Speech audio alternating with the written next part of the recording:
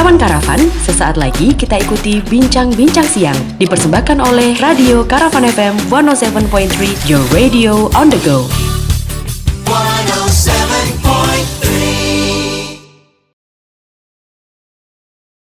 107,3 Karavan FM, your radio on the go. Hai, halo, selamat siang kawan Karavan. Biasanya siang-siang gini kawan Karavan dengerin Yester Hits ya sampai jam 2 siang. Hari ini kita ada bincang-bincang siang bersama dengan Dinas Perumahan dan Kawasan Pemukiman serta Pertanahan Kota Surakarta atau Disperum Kimtan.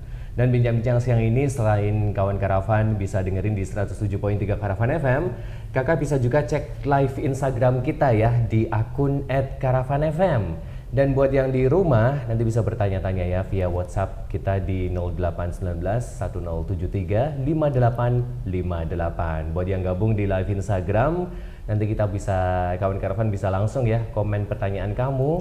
Nanti Jojo bakalan bacakan komen kamu tentang Dinas Perumahan Kawasan Pemukiman dan Pertanahan Kota Surakarta.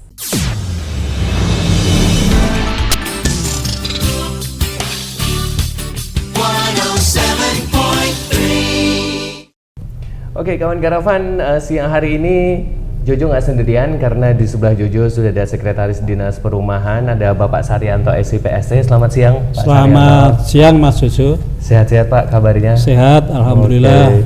Nah, yang menjadi salah satu pokok pelayanan di Dinas Perumahan dan Kawasan Pemukiman serta Pertanahan Kota Surakarta atau Disperum Kimtan ini adalah tentang Proda ya Pak Saryanto ya, program daerah agraria. Ya. Nah, Proda atau program daerah agraria itu apa sih Pak yang dimaksud dengan Proda itu Pak? Jadi Mas Jojo, sesuai dengan peraturan Wali Kota Surakarta tahun 2018 tentang petunjuk teknis pelaksanaan program daerah agraria, bahwa yang dimaksud dengan Proda ini adalah pendaftaran tanah untuk pertama kali yang dilaksanakan secara sistematis dan berkesinambungan secara massal di Kota Surakarta. Artinya ini adalah bahwa warga masyarakat yang memang belum pernah mendapatkan sertifikat, ini diberikan peluang oleh pemerintah untuk bisa mengurus sertifikat tanahnya. Jadi tidak boleh double, misalkan dulu sudah punya sertifikat, ini dia punya tanah di tempat lain didaftarkan lagi, tidak bisa.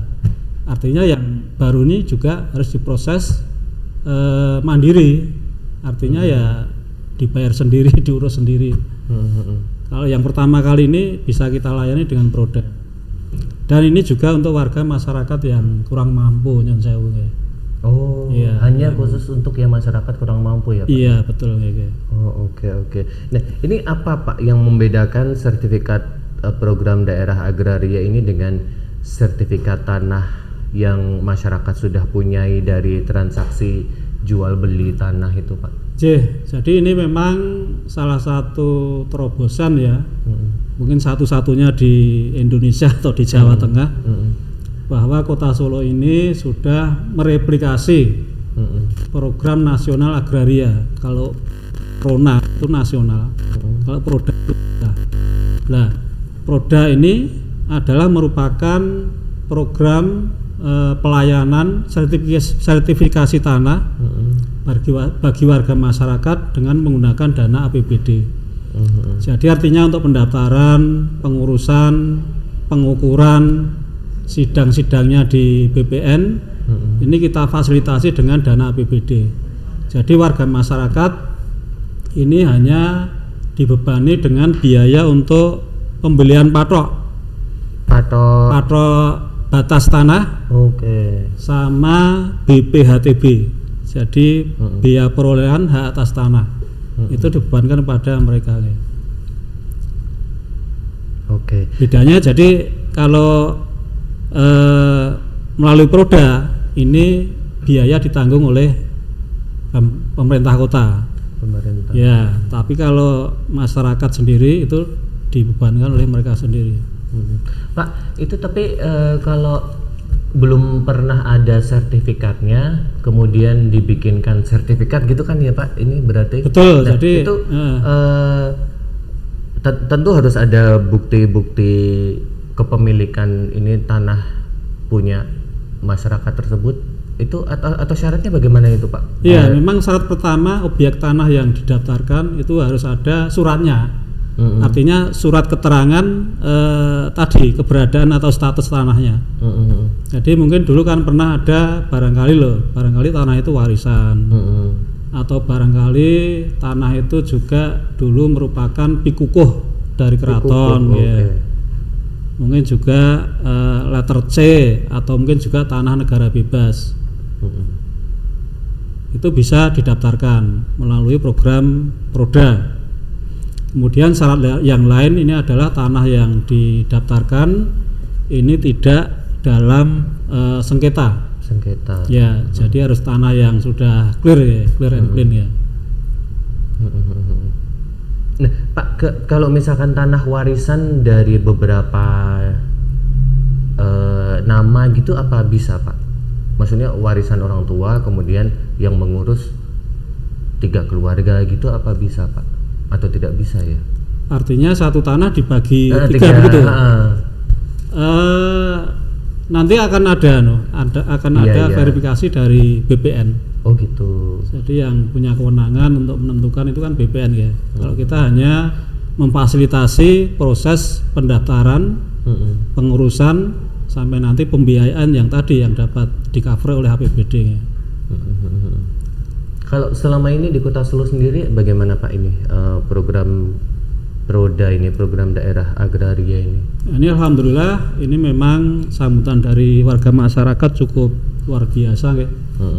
Artinya mungkin sudah ada ribuan pendaftar ya. Dan juga mungkin sudah ada juga ratusan yang sudah jadi ya. Yang sudah jadi, sehingga program ini juga kita perpanjang. Artinya setiap kali kita mengusulkan APBD anggaran, maka program ini sudah kita siapkan untuk anggarannya. Oke. Ini prosesnya berapa lama Pak Sar? Ini tergantung Mas. Kalau persyaratannya lengkap, kemudian juga objek tanah maupun si pemilik penguasa tanah tadi istilahnya jelas, itu cepat. Jadi dari BPN itu dia hanya menerbitkan sertifikat. Kalau kita yang melengkapi sudah komplit, tidak ada masalah, itu cepat sekali. Mungkin ya 1 bulanan lah kayak. 1 bulan bisa keluar ya. Catatannya lengkap loh, lengkap dan benar. Oke. Ini berarti tidak ada kaitannya dengan PPAT atau masih ada kaitannya dengan PPAT atau enggak ya Pak ya? Tidak ada. Kalau ada PPAT itu kan kaitannya dengan jual beli tanah yang dilakukan secara mandiri oleh gitu transaksional ya. Oke. Baik, kawan karavan, buat kawan karavan yang ada di rumah atau sedang menonton kita di live Instagram, nanti bisa komen ke kita ya di Instagram kita @karavanfm. Dan nanti kita akan lanjut lagi ya bincang-bincang siang bersama dengan Dinas Perumahan dan Kawasan Pemukiman serta Pertanahan Kota Surakarta. Jangan lupa bagi yang ingin bertanya apapun tentang Disperum Kimtan, silahkan aja, nanti bisa komen di Instagram kita di Karavan FM. Jadi jangan kemana-mana, kita akan segera kembali.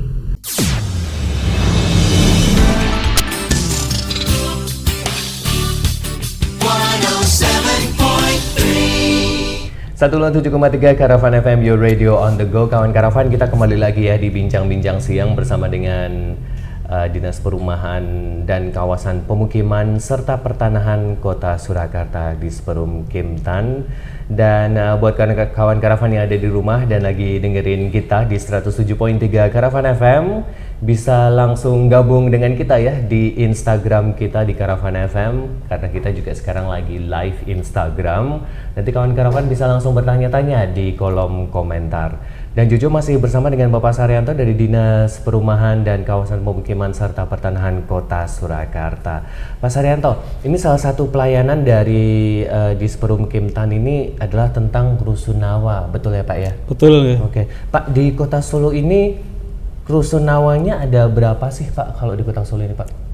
Jumlahnya? Menurut database yang ada di UPT, karena yang mengelola rusun ini adalah UPT ya. UPT itu adalah unit pelaksana teknis rumah sewa namanya.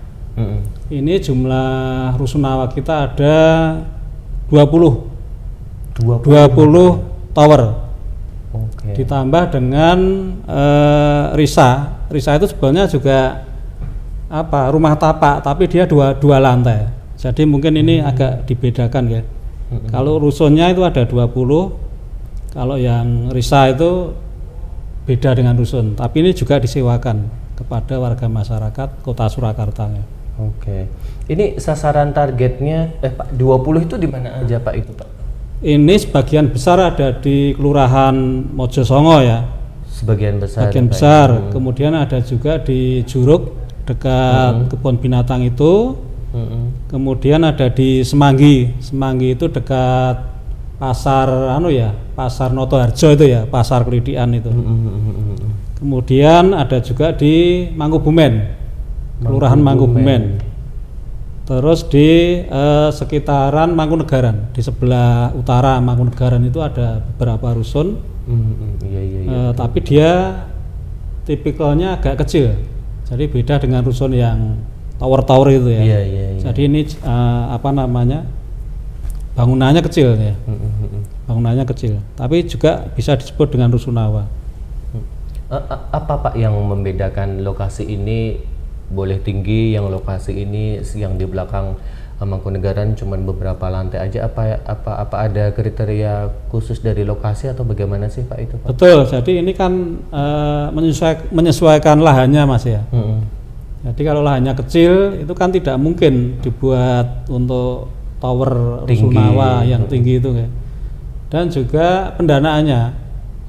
Kalau rusunawa yang tower itu kan dibiayai dari APBN. Jadi bantuan dari Kementerian PUPR ya, dari pusat ya. Sementara kalau yang saya sebut tadi rusun yang kecil atau rumah deret itu biayanya dari APBD Kota Surakarta. Jadi dari kementerian itu kalau mau bantu rusunawa itu syaratnya lahannya harus luasnya minimal 3.000 meter kalau nggak salah, 3.000 meter persegi syarat minimal. Karena untuk menempatkan tapaknya itu ya, itu kan supaya cukup ya. Jadi itu Mas yang membedakan ya. Oke. Kalau yang paling tinggi di Kota Solo ini berapa lantai Pak ya? Kalau rusunawa model lama itu 5 lantai.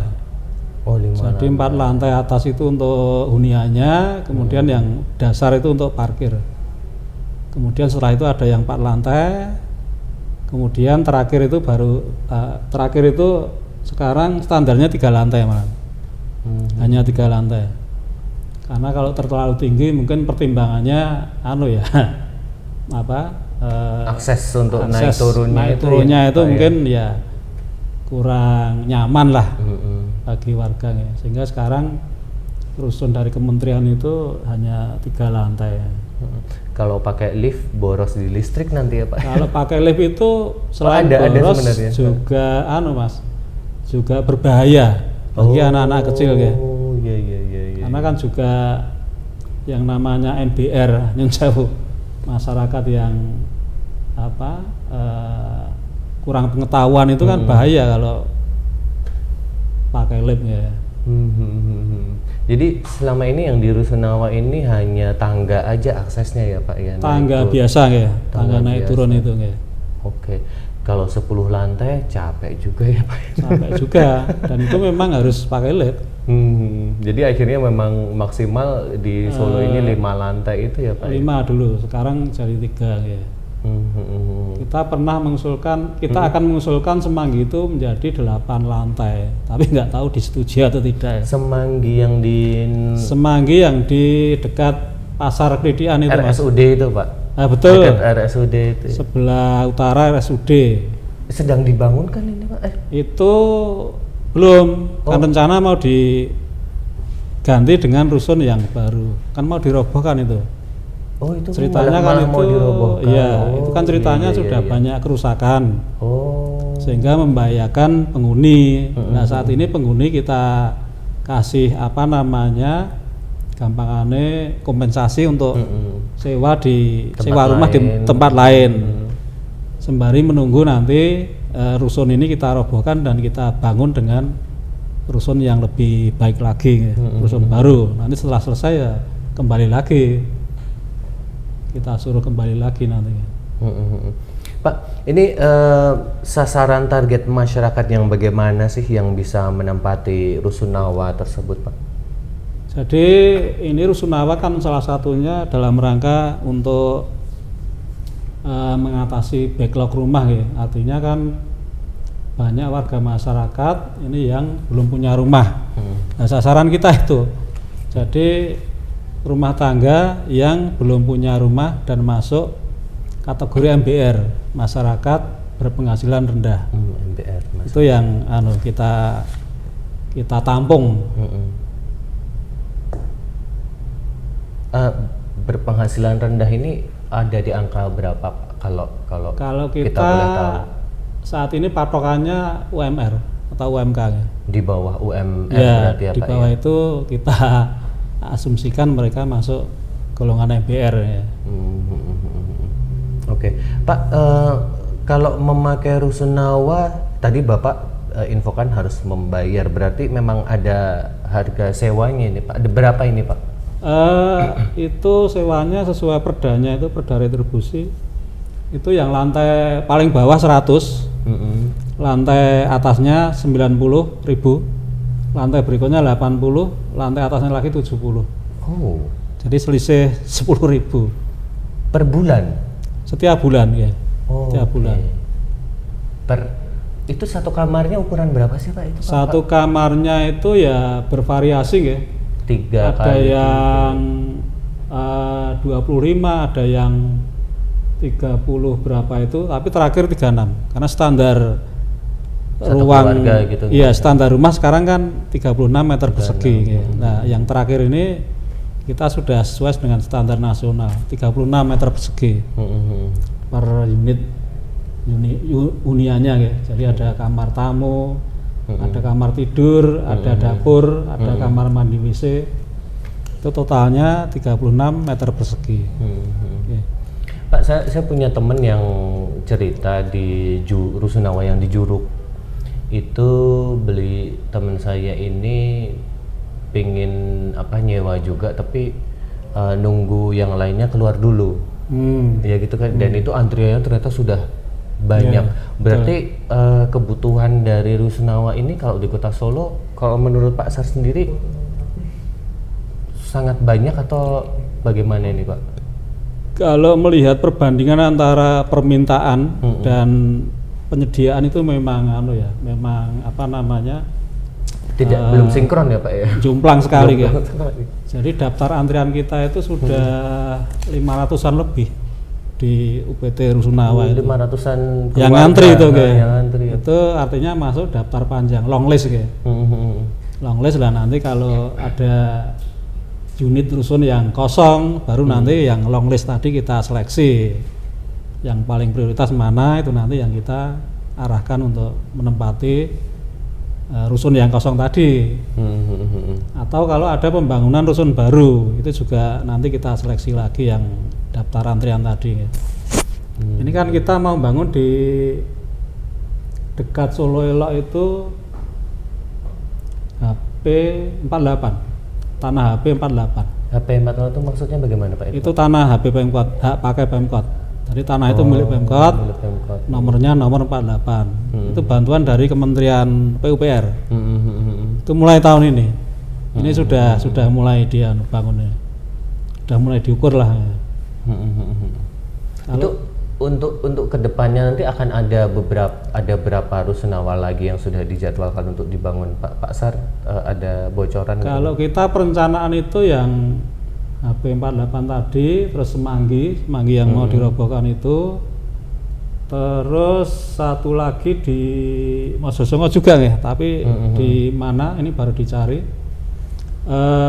Itu nanti untuk rusun tapi rusun apa?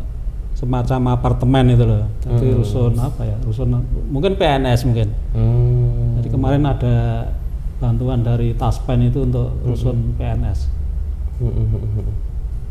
Oke. Karena kita terkendala lahan, kita nggak punya lahan. Kalau punya gitu ya maunya masih mau membangun ya. Tapi kita sudah nggak punya lahan ya. Oke. Kalau syarat-syarat Pak, saya mau mendaftar walaupun antrian banyak nggak apa-apa deh. Syarat-syarat kalau saya ingin mendaftar di Rusunawa ini apa saja Pak? Kira-kira Pak bisa dijelaskan? Itu sudah dibakukan oleh pihak UPT Rumah Dewa yang mengelola. Jadi ada beberapa persyaratan administrasi. Yang pertama surat permohonan.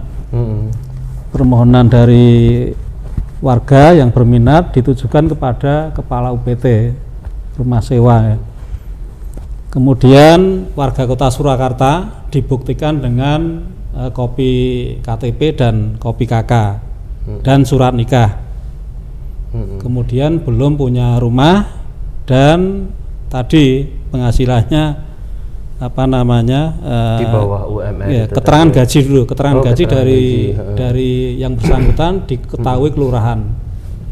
Nah, nanti masuk MBR tidak, nanti kan yang kita ya, yang istilahnya memverifikasi ya. Kemudian apa lagi Pak? Mungkin hanya itu, kemudian juga diperlukan foto juga ya, karena biar tahu apa namanya si wajah si pemohon tadi, pas foto biasanya. Ini pas berarti foto suami istri ya. Warga luar Solo nggak bisa daftar ya Pak? Nggak bisa ya, yang namanya bantuan kan untuk warga sendiri. Iya, warga sendiri dulu ya. Pak, tapi itu di Sragen, Klaten, Boyolali itu ada Rusunawa nggak sih? Ada ya? Memang tidak sebanyak Surakarta ya. Surakarta itu mungkin di Jawa Tengah paling banyak rusunnya. Paling banyak ya. Kalau banyak rusunnya berarti di Solo ini banyak MBR-nya dong Pak? Enggak ya? Betul, menurut saya betul itu Ke. Jadi ya, karena kan walaupun nggak MBR, tapi kalau belum punya rumah kan juga bisa Ke. Oke. Nah, artinya untuk tadi loh, indikasi warga kurang mampu itu salah satunya tidak punya rumah. Tidak punya. Oh iya. Misalkan saya di sini kan mungkin gajinya ya orang UMR, tapi kan saya belum punya rumah orang tua mas. Iya ikut orang tua. Gitu. Ya masih ikut orang tua ya. Rumahnya orang tua mas saya. Mas Lutfi nanti mau daftar Rusunawa juga. Saya masih ikut orang tua juga Pak saya Pak. Nanti ngantri nggak 600 ya. Dan buat kawan karavan yang di rumah, kalau pengen bertanya langsung bisa gabung di Instagram kita ya, di Karavan FM. Pak, ini di Instagram saya tanyakan langsung saja deh ke Pak Sar. Boleh kan? Rumah yang ada di pinggir jembatan Mojo itu sebenarnya memang pemberian dari Pemkot gratis atau bagaimana ya Pak ya? Jembatan Mojo itu. Oh, berarti di Semanggi ya? Semanggi nggih. Jembatan yang baru diperbaiki itu ya? Di samping pinggir jembatan Mojo itu ada rumah baru Pak itu. Iya Pak. Betul, di sebelah selatan jembatan. Iya. Itu memang ada penataan kawasan kumuh. Jadi penataan kita kan tidak hanya rumahnya, jadi kawasan itu kan ada perumahan, ada sarprasnya, kemudian ada juga air minum, air limbah, listrik. Jadi itu kita tata. Kemudian dulunya kan memang di sana itu merupakan perumahan ilegal. Artinya warga itu di situ hanya menempati. Tidak punya tanahnya, bukan tanah mereka. Bukan tanah. Jadi tanah negara atau tanah pemerintah. Kemudian mereka mendirikan bangunan di situ. Nah, untuk penataan kawasan kumuh ya pemerintah memang punya tanggung jawab, karena itu kalau tidak kita tata maka Solo nanti kumuhnya masih banyak. Itu kita tata, kemudian memang rumahnya kita kasihkan, artinya kita tata, rumah yang lama kita robohkan, kita bangunkan, lah nanti rumah itu kita serahkan kepada warga terdampak tadi, warga terdampak penataan ya. Oke. Ini status kepemilikannya apa Pak berarti? Kalau yang di selatan Jembatan Mojo itu Sewa juga atau? bukan, nanti hak milik. Oh, hak milik. Jadi tanahnya itu kan tanah negara, tanah milik Bengawan Solo kalau nggak salah, Bengawan Solo ya. Itu kita mohon nanti proses akhirnya nanti kita hibahkan kepada warga masyarakat lewat Proda tadi nanti. Oh, lewat Proda. Diproses lewat Proda, nanti kalau sudah jadi sertifikat kita berikan kepada warga terdampak tadi. Ini sudah digunakan Pak? Belum, ini saat ini masih kurang listriknya Mas. Jadi kurang listrik sama jaringan yang bersih. Kalau dua itu nanti sudah ada, nanti bisa ditempati oleh warga. Pak, kalau di Solo sendiri selain di samping Mojo itu ada nggak sih Pak tanah negara yang sekarang ini banyak dibangun rumah-rumah oleh masyarakat itu? Selain di Mojo ya? Oh, banyak. Di sepanjang di mana Pak? Sungai-sungai itu biasanya kan memang anunya begitu ya kondisinya ya. Di Pucang Sawit, di Sangkrah itu kan banyak itu rumah-rumah yang di bantaran. Itu sedang kita tata juga itu. Proses kita tata. Oke. Itu kan ke utara nanti. Jadi yang di selatan tadi terus ke utara itu nanti kita tata semua. Sepanjang itu ya Pak? Sepanjang bantaran Bengawan Solo. Sepanjang bantaran. Ya, sampai utara sampai Sangkrah nanti, Sangkrah Pucang Sawit. Oke. Sampai Pucang Sawit ya. Berarti memang difokuskan dulu yang di daerah Bantaran. Kalau yang di tengah kota gitu ada nggak sih Pak? Di tengah kota ada juga sih. Jadi bangunan-bangunan atau rumah yang istilahnya di atas saluran itu kan juga ada itu. Di Kedung Lumbu, terus di Sriwedari itu ada. Itu juga memang harus kita tata ya. Di pinggir rel itu Pak? Pinggir rel juga seperti di kalau Gilingan di sudah Manahan itu ya. Manahan terus Pucang Sawit itu ada juga ya. Oke, Pak, kita sapa dulu yang sudah bergabung kita di Instagram ya. Ada Mbak Etika, terima kasih. Wafi, terima kasih. Blue, kemudian William, ada Gading juga terima kasih sudah bergabung. Chris ARR juga terima kasih. Banyak deh, nanti kita akan baca-baca lagi yang ada di Instagram. Kawan Karavan, kita nanti akan lanjutkan ya bincang-bincang siang bersama dengan Bapak Saryanto dari Dinas Perumahan dan Kawasan Pemukiman serta Pertanahan Kota Surakarta. Silahkan nanti bisa bergabung lagi di Instagram kita, tulis saja di komen di Instagram kita di @karavanfm. Jangan kemana-mana, nanti kita akan segera kembali lagi.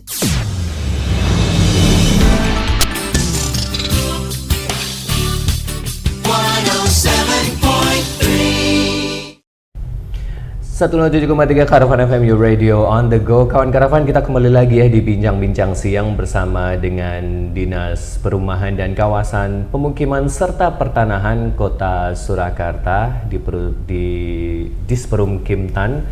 Dan buat kawan Karavan yang ada di rumah lagi dengerin kita di 107.3 Karavan FM, bisa bergabung juga di Instagram kita ya @karavanfm. Kawan Karavan bisa langsung bertanya-tanya apapun tentang Dinas Perumahan dan Kawasan Pemukiman serta Pertanahan Kota Surakarta. Dan Jojo masih bersama dengan Bapak Saryanto siang hari ini. Pak, kalau membahas tentang rumah tidak layak huni atau RTLH, menurut Disperum Kimtan ini rumah yang tidak layak huni itu yang bagaimana sih Pak kalau menurut Pak Sar? Jadi rumah yang tidak layak huni ini adalah rumah yang tidak memenuhi syarat keamanan, kenyamanan, dan kesehatan. Oke. Jadi syarat keamanan itu adalah struktur rumahnya. Jadi dindingnya, kemudian konstruksinya, kemudian atapnya, itu namanya struktur ya, konstruksi. Itu kalau istilahnya tidak bagus, itu kita katakan tidak layak ya. Karena berpengaruh kepada keamanan penghuni. Kalau misalkan nanti roboh atau apa kan, nah makanya pertama adalah itu syarat keamanan konstruksi rumah. Yang kedua syarat kesehatan.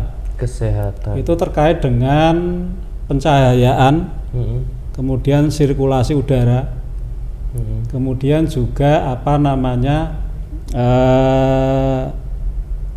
air bersih dan air limbah.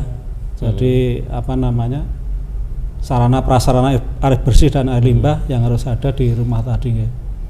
Itu syarat kesehatan dan juga kelembapan. Jadi semuanya sudah diatur di Permen PU-nya. Jadi misalkan tadi untuk pencahayaan itu kaitannya dengan menikah Mas, apa namanya jendela pintu itu kan syaratnya harus 5% atau berapa atau 10% ya dari luasan dinding. Kemudian sirkulasi udara juga, jadi artinya kan bukaan rumah itu harus ada. Jadi jangan sampai rumah itu rapat terus cahaya udara tidak bisa mengalir dan sebagainya. Akhirnya jadi lembab gitu ya. Itu syarat rumahnya. Kalau syarat pemilik rumahnya ini juga ada. Artinya maksudnya si pemilik tadi kalau mau minta bantuan ya perbaikan RTLH, ini syaratnya tadi harus warga Solo, dibuktikan dengan KK, KTP, kemudian juga tadi masuk MPR ya, masuk MPR, terus kemudian apa namanya rumah itu adalah rumah milik sendiri, dibuktikan dengan sertifikat tanah ya. Itu syaratnya kayak. Ternyata bisa toh Pak minta bantuan untuk RTLH ini tadi itu. Bisa, artinya kan kita sudah punya database ya, artinya sudah kita data, kita petakan. Jadi jumlah RTLH Kota Surakarta itu berapa ya. Akan tapi kan di dalam perkembangannya kan kita juga nggak tahu, barangkali karena ada MPR yang katakanlah kena PHK sehingga dia nggak mampu perbaiki rumah, terus rumahnya sudah rusak parah, itu kan juga mereka berhak ya mengajukan. Jadi artinya dulunya rumahnya sudah layak, tapi karena tidak ada pemeliharaan ya, itu kan bisa menjadi menurun kualitasnya ya. Oke, ini kalau boleh tahu besar bantuannya berapa Pak kira-kira? Itu standarnya kalau peningkatan kualitas itu 20 juta per unit rumah ya. 20 juta itu untuk pengadaan bahan bangunan dan untuk upah tukangnya. Itu nilainya 20 juta. Dan biasanya ada swadaya karena 20 juta itu juga kalau untuk perbaikan rumah memang ya belum maksimal, belum cukup. Belum cukup ya. Biasanya masih ada swadaya dari warga penerima bantuan ya. Oke. Kalau selama ini selama Pak Saryanto alami sudah banyak Mas rumah-rumah yang kita bantu? Sudah iya, sudah ribuan ya. Sudah ribuan. Oke. Sudah ribuan karena per tahun itu kita kalau tidak salah ya, kalau APBD itu 200-an lah di angka itu, kisaran 200 unit rumah ya. Kalau bantuan dari CSR, dari APBN itu ada juga. Dan tahun ini kan kita dapat 100 dari Bank Tabungan Negara, CSR, BTN untuk RTLH. Kemudian Bank Jateng juga. Kemudian ada itu yang sebelah selatan tadi, Selatan Mojo, itu juga CSR dari SMF. Sarana Multigria Finance itu dari PT SMF dari Jakarta, kementerian ya. Itu CSR. Oke. Dananya CSR. Oke. Nah, kalau dari rencana di Sperum Kimtam sendiri untuk masalah RTLH ini akan ada rencana seperti apa Pak ini ke depannya nanti? Kalau menurut rencana pembangunan jangka menengah daerah kita, itu ya harapannya nanti di akhir tahun RPJMD tahun 2026 itu ya RTLH tuntas, artinya nggak ada lagi. Kota Surakarta sudah tidak ada yang namanya RTLH, jadi semuanya sudah layak lah. Tapi ya kendalanya tadi apa pendanaan ya, pendanaan kita memang terbatas lah ya. Pak, dengan adanya COVID dan pandemi kemarin ada penambahan atau malah justru ada penambahan jumlah dari masyarakat yang ini rumahnya akhirnya jadi tidak layak huni itu atau bagaimana Pak? COVID atau pandemi 2 tahun kemarin Pak? Kita belum pernah mengadakan surveinya artinya dampak COVID terhadap RTLH itu kita belum pernah. Jadi kita hanya berdasarkan pada laporan dari kelurahan atau dinas kesehatan. Jadi korelasinya itu memang ada. Jadi memang jumlah RTLH juga apa istilahnya meningkat gampangannya. Karena memang kan warga masyarakat kan terus banyak yang tidak bekerja gitu. Betul. Banyak yang PHK dan sebagainya itu. Pak, kalau dari kelurahan di Kota Solo ini yang paling banyak RTLH-nya di mana Pak? Ada datanya nggak Pak? Ada, di database kita ada. Yang banyak itu di Semanggi sama Mojokerto.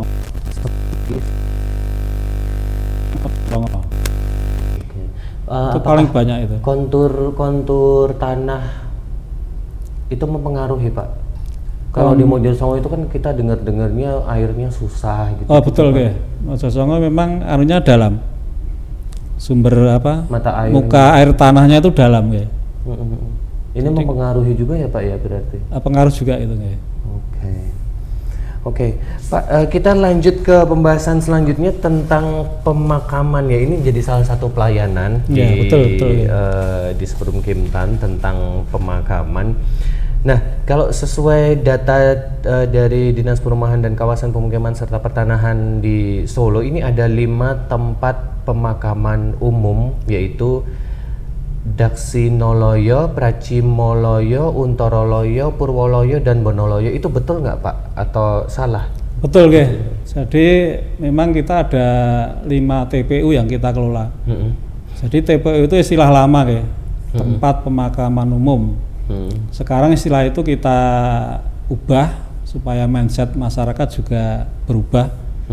Jadi namanya bukan tempat tapi taman pemakaman umum. Jadi T-nya masih sama ya T.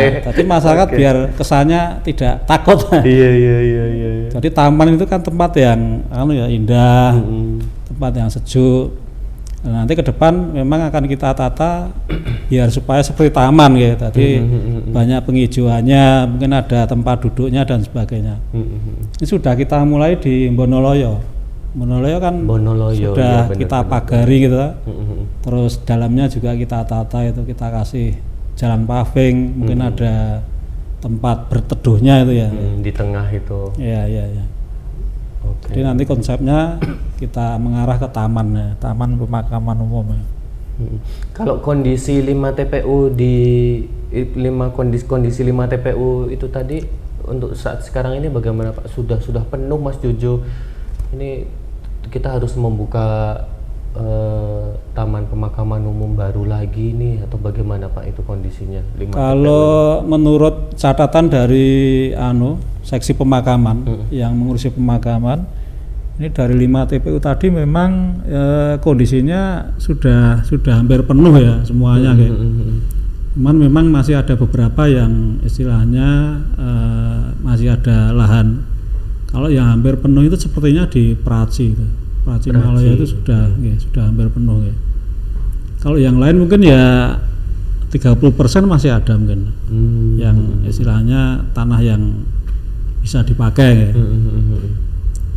Pak, kalau prosedur dari masyarakat yang ingin menggunakan tanah pemakaman itu mungkin Pak Sad bisa informasikan prosedurnya itu begini Mas, harus gini.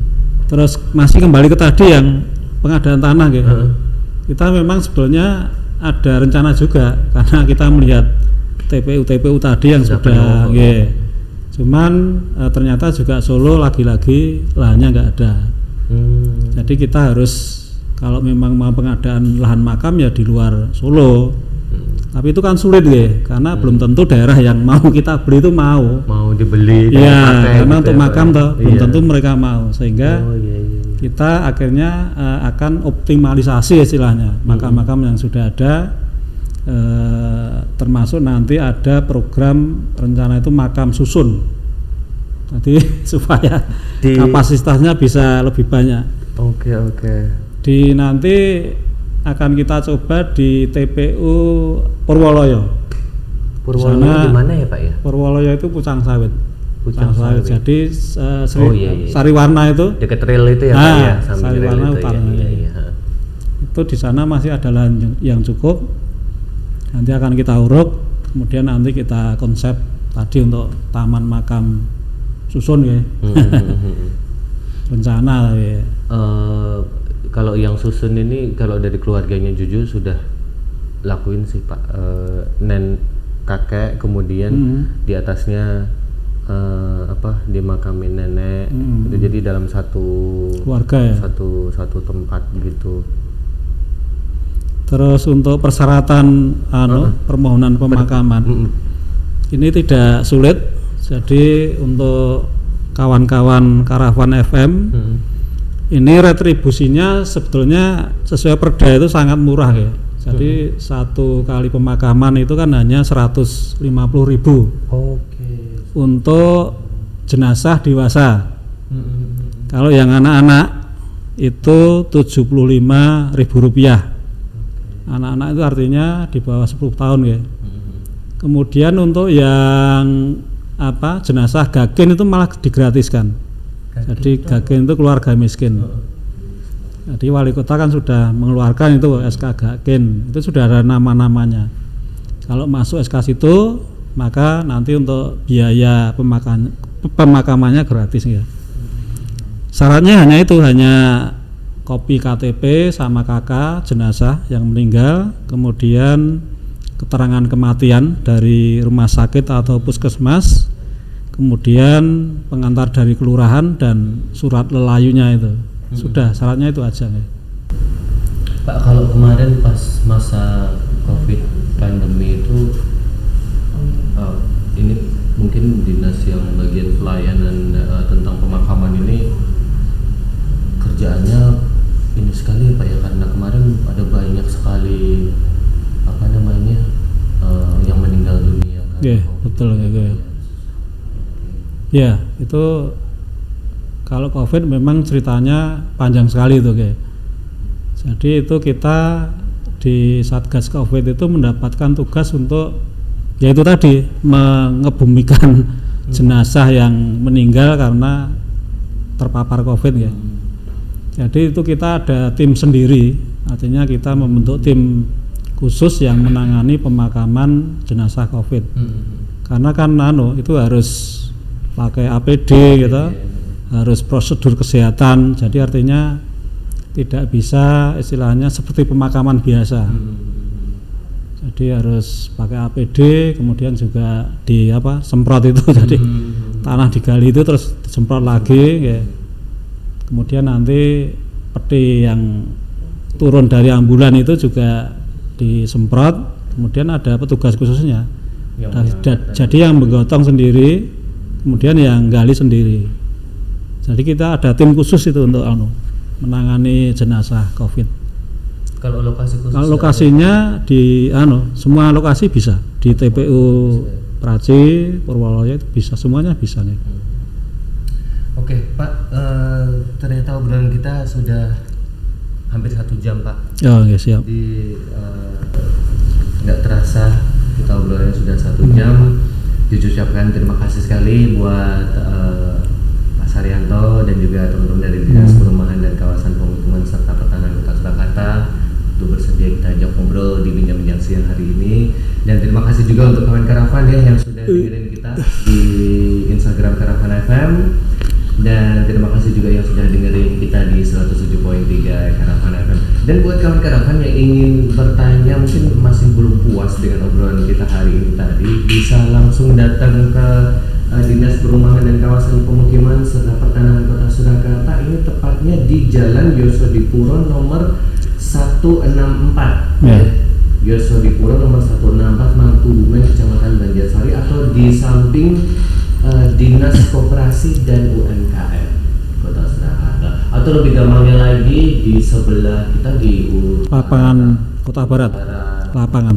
Utara Kota Barat ya Pak? Lapangan ya, utara lapangan Kota Barat. Utara lapangan Kota Barat ya kawan Karavan ya. Atau kalau misalnya pas lagi naik flyover di mana itu, nah itu kita di sebelah timur. Tuh, kawan Karavan bisa langsung arah ke sana. Terima kasih ya Pak Sar untuk waktunya siang sama-sama hari ini. ya.